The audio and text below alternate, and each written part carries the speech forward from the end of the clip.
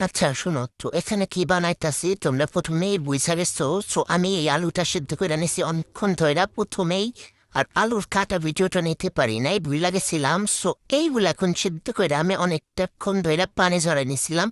পানি ঝরাইয়া এর ভিতরে দিয়া দিব অনেকটা পরিমাণ বেসন। বেসন দিলে ভালো হয়। তারপরে দিয়া দিব মরিচ যতগুলো লাগে, মানে আমি যতটুকু মরিচ খাই আর কি, সেই পরিমাণে মরিচ দিয়া লইতাছি। এখন লবণ দিয়ে একটু ঝাঁকাই লইতাছি, কারণ মিক্সড করে লইয়া তারপরে একটা সাদা প্যানের ভিতর ঘুরাই ঘুরাই তেল দিয়া দিবা আমার মতো।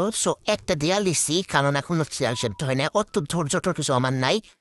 এখন সব দিয়া দিতাছি। এখন এই যে উঠতাছে না, দেখছো কেমন লাগে উঠছালা। এইভাবে ধৈর্য নাই দেখে সব পরে ঢাইলা দিচ্ছি একভাবে। ঢাইলা দিয়ে একদম স্লো হিটে আমি অনেকক্ষণ দুইরা ভাইজা ভাইজা ভাইজা এত সময় লাগছে ভাই। যারা এইটা বানাইছো তারাই জানো, নাইলে মসমসি হইব না। এর জন্য অনেকক্ষণ সময় ধইরা একদম ভাজা ভাজা করে লইতে হইব, উল্টায়া পাল্টায়া যেই রকম ভাজা যায়। আমিও ধৈর্য ধইরা ভাইজা নামাই নিচ্ছি। একটু কসকসি মানে মুড়মুড়া হয়েছিল। এখন লইতাছে হচ্ছে টমেটো সস না দিলে এটা একদম হবেই না, যেহেতু অনেক টেস্টি হয়েছে।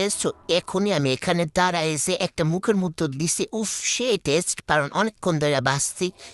ধৈর্য ফল মিষ্টি হয় এখন বুঝতেছি। এটা অনেক টেস্ট হয়েছিল, অনেক ইয়াম্মি সেই স্বাদ। এখানে আমি দাঁড়ায় দাঁড়াই সাটাই দিয়েছিলাম। আমার মতো কে কে আসো সবাই কমেন্ট